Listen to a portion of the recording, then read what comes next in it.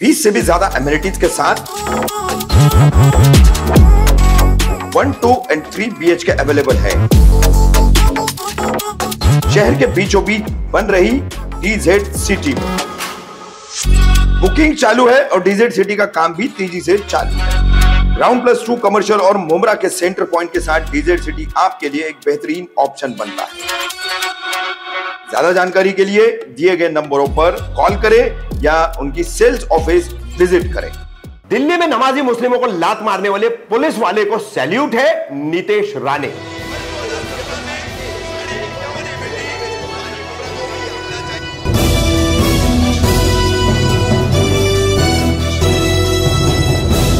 रफीक कामदार, Hindustani reporter में आपका स्वागत है। 10 फरवरी घाटकोपर का हिंदू जन आक्रोश मोर्चा, उसमें की गई फसादी तथा भड़काऊ हेट स्पीच के लिए अब कुख्यात हो चुके बीजेपी के विधायक नीतीश राणे। इनकी स्पीच का दूसरा भाग, इस दूसरे भाग में आप देखिए कि किस तरह से चांदीवली के कांग्रेस के पूर्व विधायक नसीम खान को भी आड़े हाथों लेते हुए और भी कुछ मुस्लिमों को अपशब्द कहते हुए, सभी मुसलमानों को, वहां के फेरी वालों को फिर से चेताते हुए एक बात का जिक्र जो है यहां पर नीतीश राणे ने किया, हाल ही में 2 से 3 दिन पहले हुई दिल्ली की घटना का।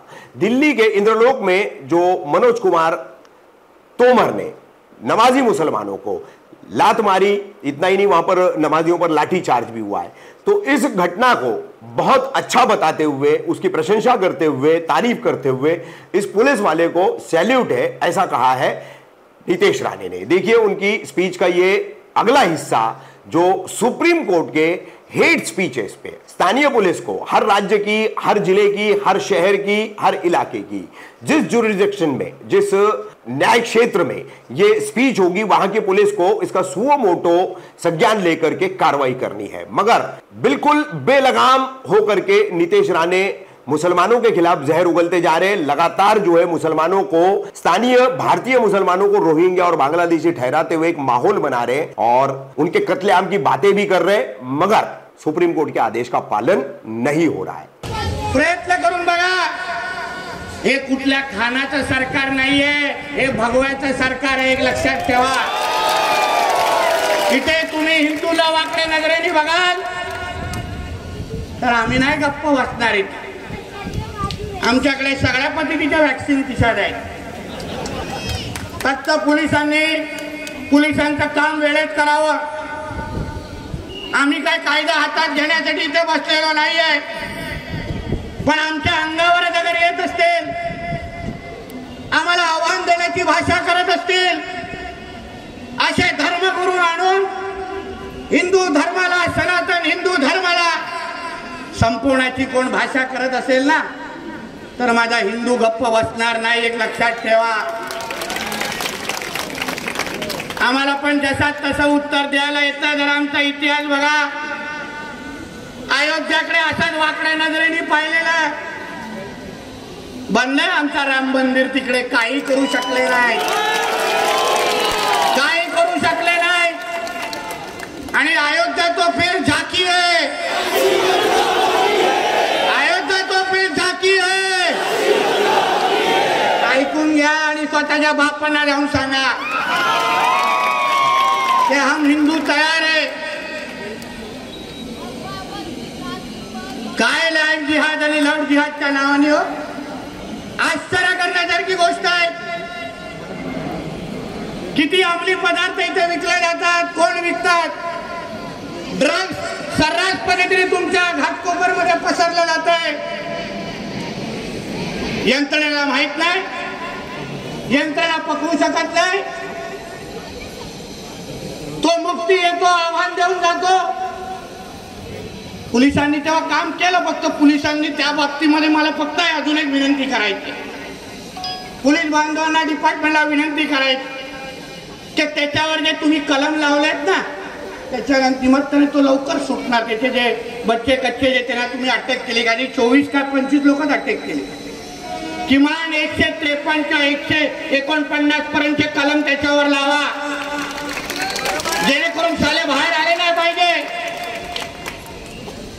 कारण का आमचा हिंदुत्वादी विचाराचं सरकार राज्यामध्ये आहे, ह्यांना कळलं पाहिजे आमच्याकडे वाकड्या नजरेने बघायचं नाही।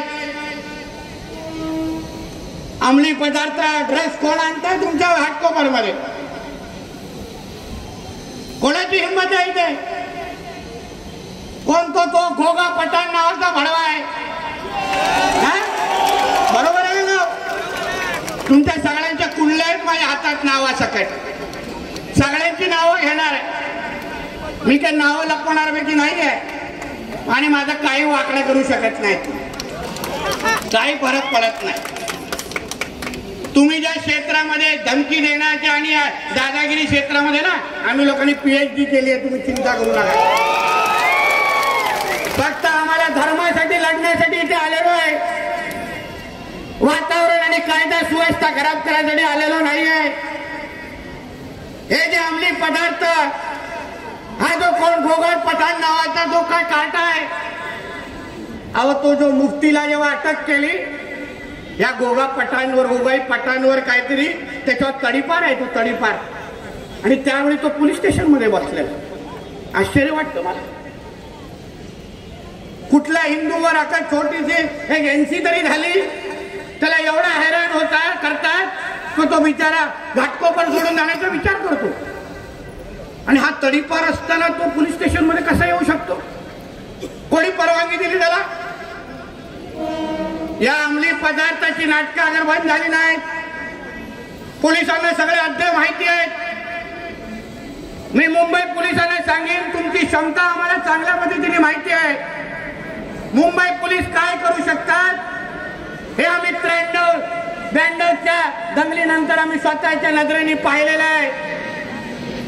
आम्ही 26/11च्या नंतर पाहिलेलं आहे की आमच्या मुंबई पोलिसांमध्ये काय क्षमता आहे.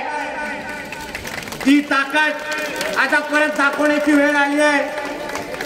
या अंमली पदार्थ हे ड्रग्सचे व्यवहार ज्या डोक्यावर ज्या कट्ट्यावर विकले जातात ते अगर वेळेत अगर थांबले नाही तर मग आम्हा लोकांना कायदा हातात घ्यायला लागणार. आम्ही या लोकांना सोडणार नाही. आम्हाला कळतंय कोण विकतंय, कोणाच्या माध्यमातून विकलं जात आहे, कुठे कुठे बिर्याणी पोचवली जाते ह्याची सगळी माहिती आमच्याकडे आहे.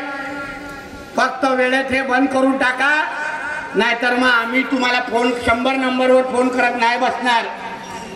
आमचं काम करून टाकू आणि पोलीस स्टेशन मध्ये येऊन आपल्या स्वतःला अटक करून घेऊ. काय चिंता नाही.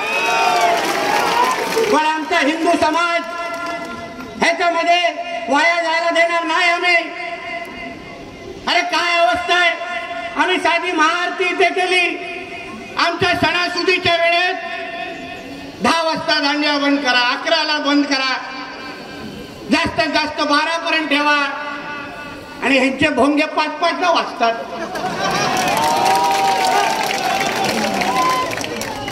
तेव्हा हायकोर्टची ऑर्डर दिसत नाही.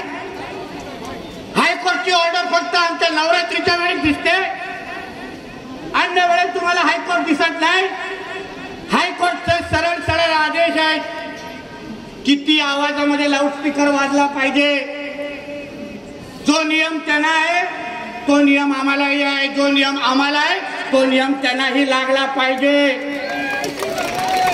कारण का परत सांगणार बसणार नाही. मग त्यांच्या कुठून आवाज काढायचा भोंग्याचा ते आम्हा लोकांना चांगल्या पद्धतीने माहिती आहे. मग अशा जागून भोंग्याचा आवाज येईल ना तुम्हाला नाही सहन होणार. त्याच्यातून नाही सहन होणार.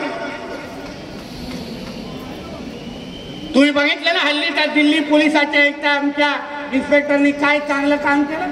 सल्यूट आहे त्याला. बस सल्यूट आहे.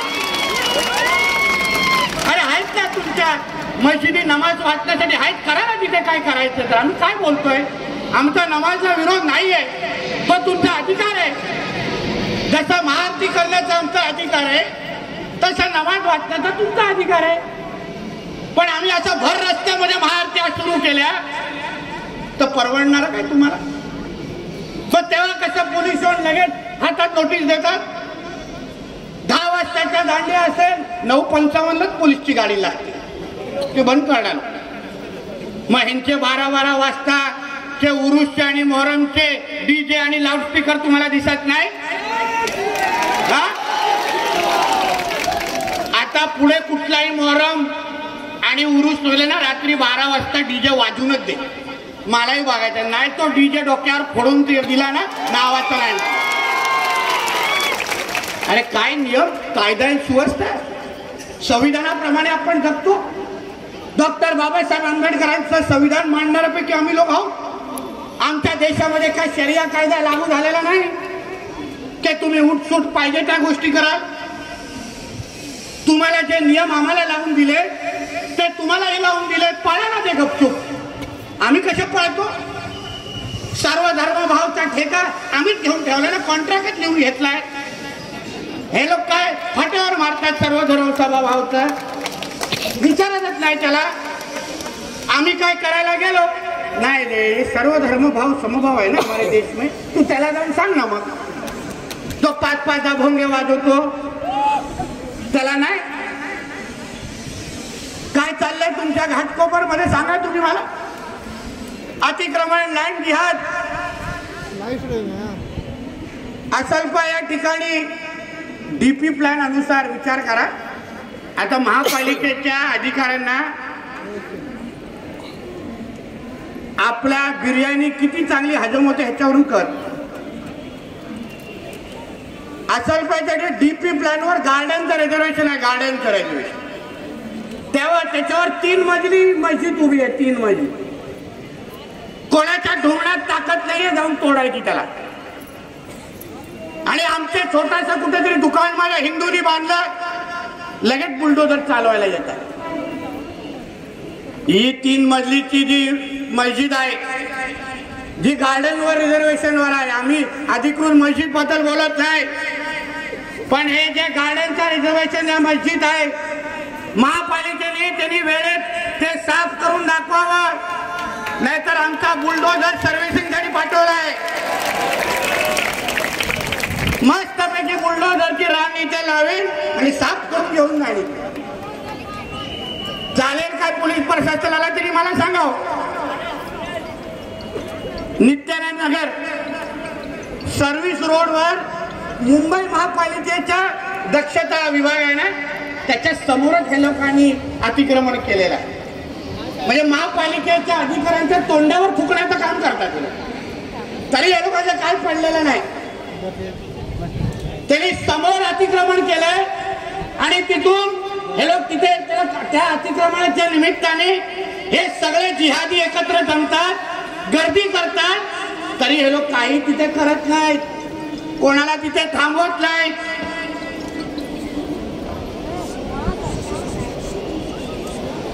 या सगळ्या गोष्टी राजरोस पद्धतीने चालू आहेत. कित्येक प्रकरण सांगत बसलो ना, या महापालिकेच्या अधिकाऱ्यांची झोप उडून जाईल.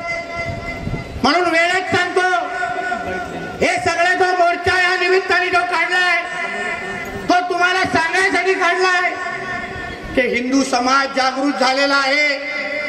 हिंदू समाजाच्या मागे आम्ही सगळेजण उभे आहोत.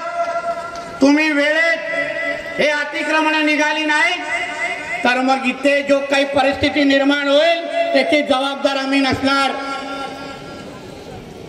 तुमने अगर इधर हिंदू समाज को अगर तकलीफ ज्यादा दी तो फिर हिंदू समाज तुम्हारे घर के अंदर घुस के जो तांडव करेगा उसके जिम्मेदार हम लोग नहीं होंगे. तुमको जो भाषा में समझता है वो बोल रहा हूँ. तुम्हारा जो बेटा हुआ जो बाप है चांदीवली में, उसको जो भाषा समझता है वो भाषा में बोल रहा हूँ. सही वक्त पे सुधर जाओ, वरना वो सही वक्त पे अपना फोन ऑफ कर देगा, फिर हमको मत बोलना कि भाई ने फोन ऑफ कर दिया, अब क्या करूं.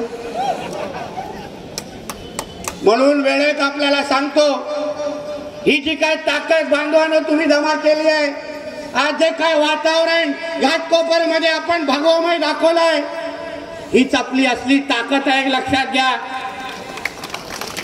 हिंदू म्हणून तुम्ही भगवाची ताकद परत परत दाखवा. भगवान में कितना दम है, ये जितना ज्यादा आप दिखाएंगे उतना ही ये जिहादी, ये बांग्लादेशी, रोहिंगे, ये मुंबई छोड़ने की सोचेंगे. इतना आप ध्यान रखना. यहाँ पे कोई भी अगर होकर या फेरी वाला कल से अगर हम लोग को दिखेगा तो मेरे सभी हिंदू भाइयों को मेरे भाऊ बहनी दोस्तों को मैं बोलूंगा, सरकार तुम्हारे साथ में है, कुछ चिंता मत करो, हिंदू धर्म के लिए अपना काम करो, तुमको वापस घर पे लेके जाने की जिम्मेदारी है नीतीश राणे की होगी। समझ लिया ना? जो समझ ले, समजलं ना? जे समजले ते अजून मोकळ्याने बोलू, गरज नाही ना? होणार ना कार्यक्रम? व्यवस्थित होणार ना? दिसणार का फेरीवाला इकडे? दिसले तर मग काय, भगवा घालायची नाही मग परत। भगवाची दोन्ही हातांनी वरती हात करून शपथ घ्या, गळावरती हात, शपथ घ्या। परत तिथे कुठलाही फेरीवाला इथे आम्हाला दिसला तर हिंदू समाज म्हणून आम्ही त्याला इथे उभं राहायला देणार नाही। आणि अगर तो इथे उभा दिसला तर मी परत अंगावर भगवा घालणार नाही। सगळे कॅमेरामध्ये आले ते लक्षात घ्या। म्हणून यापुढे आज जसं मी इथे आलोय हे तुम्हाला ताकद देण्यासाठी आलोय, समजून घ्या। माझ्या माता भगिनी इथे डोकं वर करून फिरल्या पाहिजेत, हक्कानी आपल्या इथे फिरल्या पाहिजेत। त्यांना वाटलं पाहिजे की मला पाहिजे ते मी इथे ह्या मार्केटमध्ये फिरू शकते, माझ्याकडे कुठलाही जिहादी वाकड्या नजरेने बघणार नाही, कारण का माझा भगवा घातलेला भाऊ माझ्यासाठी सुरक्षेसाठी उभा आहे। ही भावना इकडच्या माझ्या हिंदू बहिणींमध्ये तयार झाला पाहिजे। म्हणून जाता जाता आपल्याला एवढाच विश्वास देतो की त्यांनी आम्हाला कितीही आमच्यावर FIR ची मागणी करून दे, कितीही नितेश राणेला शिवाय द्या, पण नितेश राणे आणि हिंदुत्ववादी विचाराच्या मागे तुम्ही सगळेजण उभे आहात ही चांगली जाणीव आम्हा लोकांना आहे।